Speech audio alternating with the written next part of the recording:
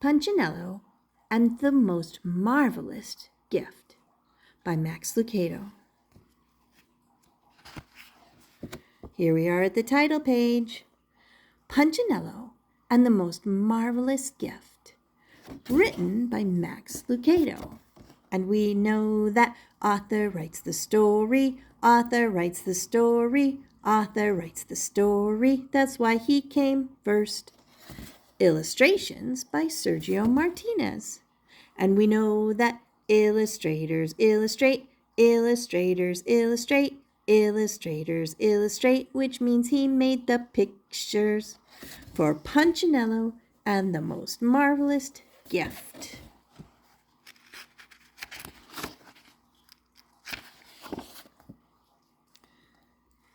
Punchinello's feet dangled from Eli's workbench. "This is my favorite time of the year, Eli. I love Maker Day." "That's great." The big-handed woodworker smiled as he swept the sawdust from the floor. "I love being your maker." "This year, I want to do something really big for you." "You do?" Eli paused and asked. "Like what?" "I don't know yet, but I'll think of something." "Just being with you is enough for me, Punchinello," the woodcarver told him. "But I want to do more. I like you. I love you. I want all to see. Without Eli, there'd be no me." The little Wemmick's eyes grew wide. "Hey, that rhymes." And he jumped off the bench and he gave his maker a big hug. "Just wait, Eli. This year, I'm doing something really big for you."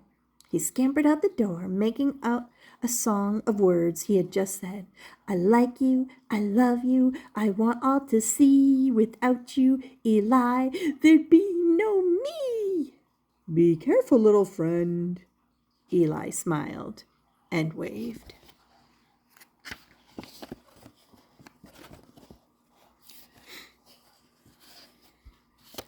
Punchinello sang his new song all the way to Wemmicksville. The village was bustling. Wemmick's packed the streets and shops. Everyone was getting ready for the big day. The wee Wemmick choir rehearsed in the village square. Workers were putting up the downtown tree. Some townspeople shopped, others painted windows. Everyone smiled. Maker Day made everyone happy. And Maker Day made Hans the baker busy baking a 7-layer version of his famous chocolate cherry truffle cake with double buttercream frosting. Punchinello loved to visit his squatty friend with the starched hat. He peeked into the window of the bakery to see Hans tippy-toe on the top step of a tall ladder, placing cherries around the 7th layer, the cake nearly touching the ceiling. Punchinello smacked his lips and stepped into the doorway. "Hi, Hans!" Punchinello called.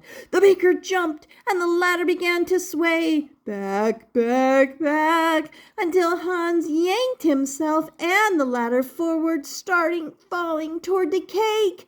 Oh, no! Hans would have plunged right into it, but Punchinello dashed across the room, scampered up the ladder, and grabbed the baker by the collar. "Whew!" Hans sighed, his face within licking distance of the frosting. "I'm sorry," Punchinello apologized. "No problem, little friend," Hans replied as he climbed down the ladder. "My mind was on the cake." He turned, placed his hands on his hip, and beamed. "Isn't it something? Triumphant truffles! My cake is going to be the best part of the Maker Day festival."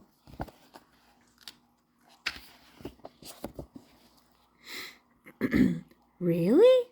"Oh, definitely. The very best part. Now, if you'll hand me that jar of cherries." Punchinello did, and Hans climbed the ladder. Punchinello decided to see what else was happening in Wemmicksville. "See you later, Hans." But the busy baker didn't hear. His mind was on the cherries. And at the next stop, Violet's mind was on flowers. Her bouquet stood taller than her entire flower shop. But where was the florist? "I've never seen so many flowers," Punchinello said to himself. "Do you like it?" asked a voice deep within the mountain of flowers. Violet peeked at Punch through the daisies. I think I do, but it's so big I can't see it all.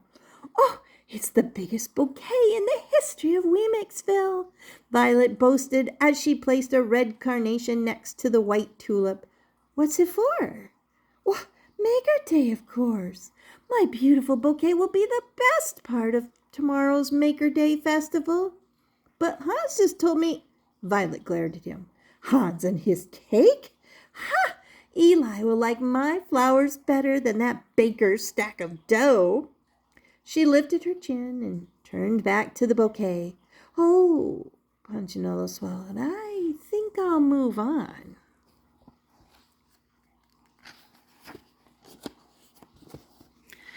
He stepped around the flowers into the street, bumping into his friend Lucia, who was reading a sheet of music. Happy Maker Day, Lucia. Same to you, Punch. I'm late for my voice lesson.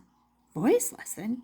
I'm going to sing a solo at the Maker Day Festival. My song is going to make the best Maker Day ever. But Hans and Violet just said, Lucia never heard him. Dr. Marvel is training me. He will accompany me on his Marvelophonia Organonia. I made up a song today, Punchinello started, but then he stopped. Marvella, what? Come on, I'll show you, but we have to hurry. I can't keep Dr. Marvel waiting. Lucia grabbed Punchinello's hand and led him down the busy street, past the toy store, packed a little Weemix, past the dress store window painted red and green, past the huge Maker Day tree standing in the middle of Weemix Square. Punchinello paused at the sight of the enormous tree. Hey, let's add some decorations. We don't have time, Punch. Come on. Around the corner they turned, and the studio sat just off the main street. The sign over the door read, Dr. Marvel's Music Manufactory.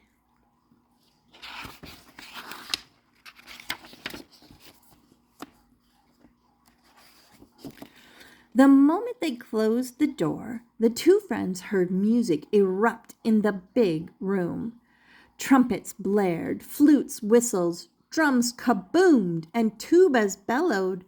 Punchinello looked around for a marching band. When he didn't see one, he ducked behind Lucia. Don't be afraid, she said.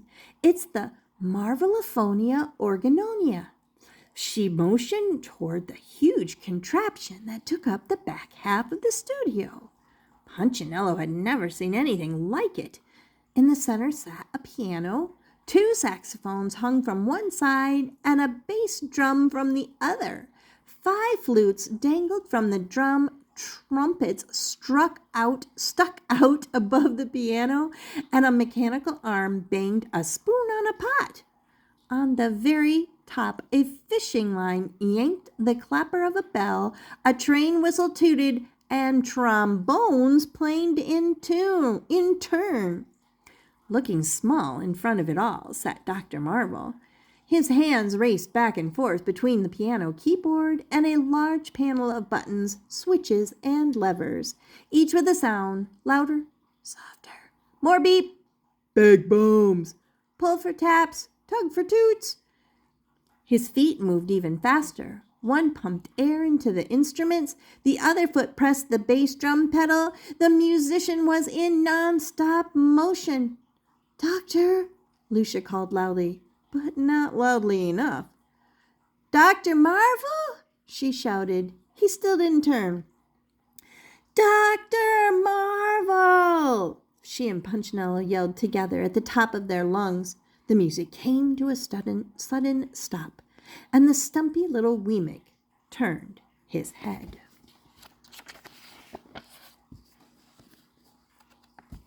When he saw Lucia, his thick eyebrows lifted, and he peered over his glasses.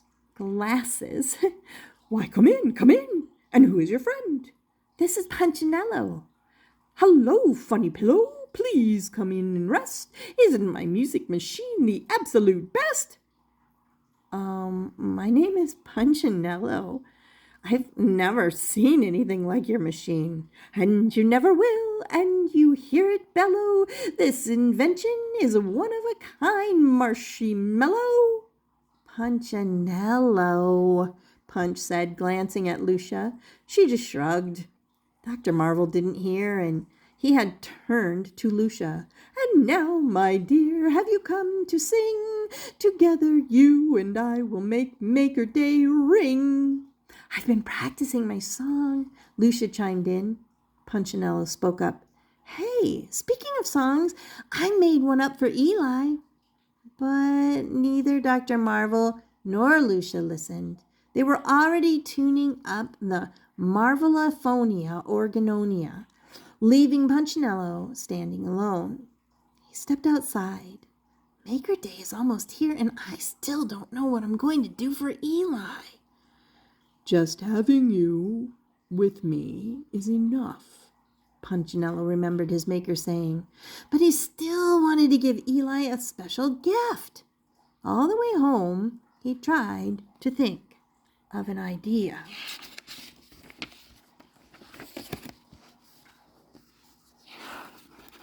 The next morning, he was still thinking about the gift for Eli. With hands deep in his pockets, Punchinello talked him to himself all the way to Weemixville.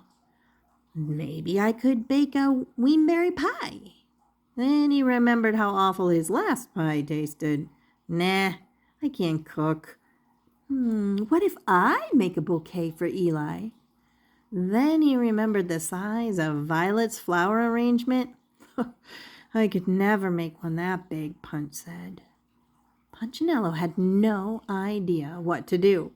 It was Maker Day, and he had no gift to give his maker.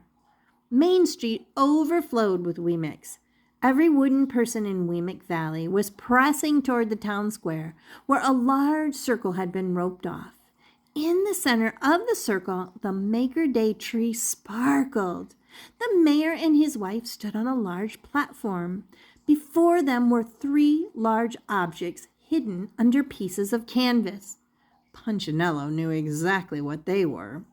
Violet stood next to one, Hans beside the other, and Lucia paced between them, back and forth, in front of the covered music machine. She looked worried. Dr. Marvel was nowhere to be seen. Punchinello caught her attention. "Lucia!" he shouted. "Where's Dr. Marvel?" She looked over her shoulder toward the blanketed instrument. That's when Punchinello saw the moving bumps under the cover. "Something's broken," she said. Before Punchinello could ask more, the mayor and his wife stepped in front of the huge Maker Day festival sign, tapped on the microphone, and announced, "Happy Maker Day, everyone!" The crowd cheered. Unrolling a big scroll, the mayor began to read A very boring speech. "Being that this is Maker Day and we are made by our Maker, I hereby and so forth with henceforth pleasure." Punch noticed Dr. Marvel peeking out from under the cover, motioning to Lucia. She leaned over. He whispered. She turned red. She whispered back. Punchinello knew something was wrong. That's when they looked at him. Lucia motioned for him to come over. He crawled under the ropes. "You've got to help us. The air pumper is stuck. Dr. Marvel needs you to run the controls while he keeps it working." But I don't know how to." "It's easy," she interrupted. "Just sit on his shoulders and do what he says." The music professor nodded. About that time, the crowd began to cheer again. The mayor had presented Violet and her flowers. The 3 stopped whispering long enough to see her curtsy in front of the bouquet. "The best part of Maker Day," shouted the mayor. "Oh, no, it's not," screamed Hans. He was already on the top step of his ladder. At a wave of his hand, a rope was yanked, and the canvas pulled straight up. unveiling his 7-layer chocolate cherry truffle cake with double buttercream frosting. The townspeople gasped, then roared in approval. Violet crossed her arms and frowned, and Dr. Marvel motioned to Punchinello. Come on, Runny Jello, it's time to play. We'll be the best part of this Maker Day. The musician sat on the bench. Punch climbed on his shoulders, and Lucia stood with her back to them, interlocked her fingers, pointed her elbows to either side, and prepared to sing. Punchinello stared at all the buttons. He gulped and thought to himself, how will I ever do this? There were so many of them. Big blast! Soft, windy sound. Bells tinkling, harps singing. I don't think I can do... Before Punchinello could finish, Dr. Marvel called him into action. Honeymellow, let's get flashing. Pull the lever that reads cymbal clashing. Punchinello looked frantically, spotted the lever, and gave it a pull. Mechanical hands lifted a set of cymbals, and crash! The song began. Lucia started singing, her voice warbling up and down as if someone was shaking her. Thinking she was sick, Punchinello looked over his shoulder, but Lucia wasn't sick. Why are you making that noise? He hollered. Patsy fellow, for chit-chat we have no time. Reach to the right and give me a chime. Punchinello pulled the rope bell and felt the music professor bounce beneath him, pushing doubly hard on the air pump. Instruments came alive, blasting and blowing, surrounding Punchinello in a hurricane of music. Dr. Marvel kept shouting instructions as Punch pushed buttons. A blast from the tuba, now strings from the cello. Keep alert up there, funny fellow. My name is Punchinello.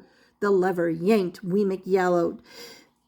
He leaned down so his voice would be heard. He never should have lowered his head. His forehead hit the lever labeled, let her go. And the Marvelophonia Organonia started to rumble. Wemix grabbed their children and covered their ears.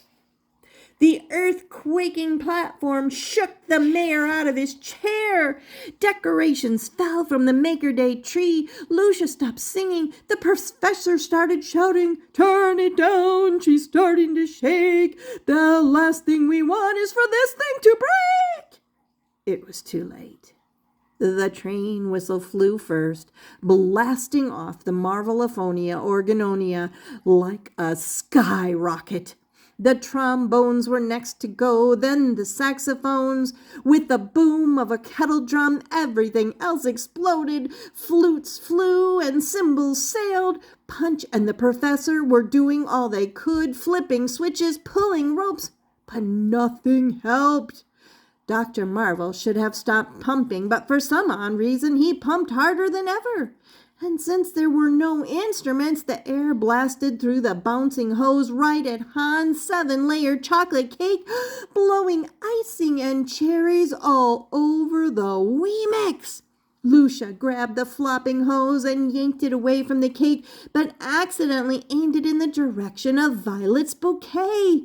The air suddenly filled with flowers, petals raining down on the already sticky cake-covered Wemix.